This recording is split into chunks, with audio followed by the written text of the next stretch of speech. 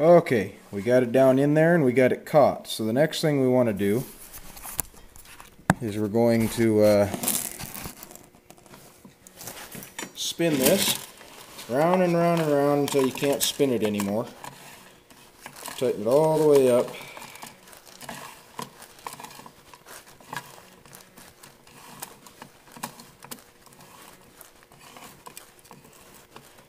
Just like so.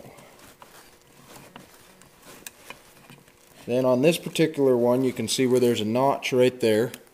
That notch tells you where the hole is, where that string goes in. So we want to make sure that we got that lined up with the pull cord hole. So we go back a little ways. Now what we're going to do is feed this pull cord in through here. And in like so. You're going to try and get that pull cord up to the top where you can tie it without letting go of this, without letting go of the recoil mechanism. Otherwise, you got yourself a pain in the butt because it unstrings, and usually when you get it, when that happens, when it springs back, it loses the hold on that tab. So then, once you got it up there, what I like to do is just tie a knot right there. And that could be, the wrong method, but like I said, if there's anything I can do better here, by all means let me know. Because I'm not by any means a four-wheeler, snowmobile, whatever mechanic, ATV mechanic. So then, and you just put in another knot right there, and well, no, not right there. You're supposed to tie what I've always understood is you tie the knots on top of each other so that you have less chance of going through the hole. That's the way I've been taught anyways. So you end up with a great big goober of a knot like that. So, and once you've done that, then you can feed it back in to wherever it's supposed to sit in there. And then pull it tight. Then what I would do at that point, because you don't want it to unstring, in this particular application you don't want it to unstring. So what I would do is just take this and tie it around like right there. It can pull itself back a little bit, but you don't want it to pull back too much. Just tie a real easy knot right there. And then you can assemble the rest of it. You got to take these dogs, you lay them in here, just like so. And those dogs, what it'll do is when you go to pull your cord, these will come out like that and catch the flywheel. So a lot of times you'll hear a chattering, and that noise is, generally speaking, those dogs not pulling back in,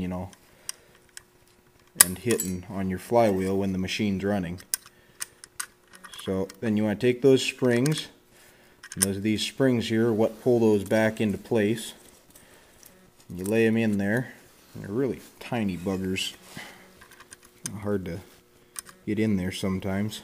Okay.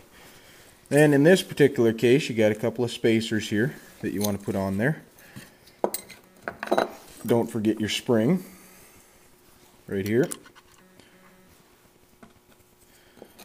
And then line up these holes with the dogs like that. Put the brass washer on top. Find your lock washer and your nut. Get it down on there. You can just push like so. Trying to cross thread it. Get a little pressure down on there.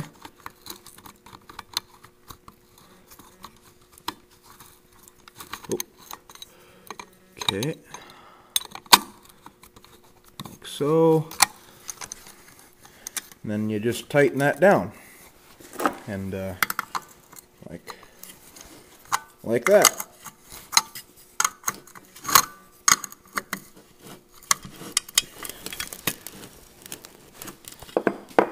Then you can actually see this thing work, you know. You pull on the cord. Well, I got it too tight, but and those dogs hit against the slot and pull out. Then they'll return in when you let go. But for now, what we got to do, since I got to run the end of this cord through a slot, what we got to do is I got to take it out to the snowmobile and actually put it on the snowmobile before I can put the pull handle on. So we'll get that done. Well, there we are. Got the pull cord on. You can see why I couldn't put the pull handle on until after the fact. Let's see if we fire it up.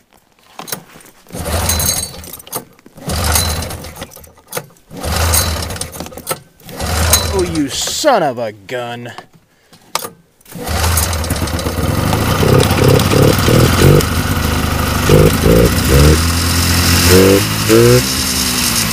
There it is.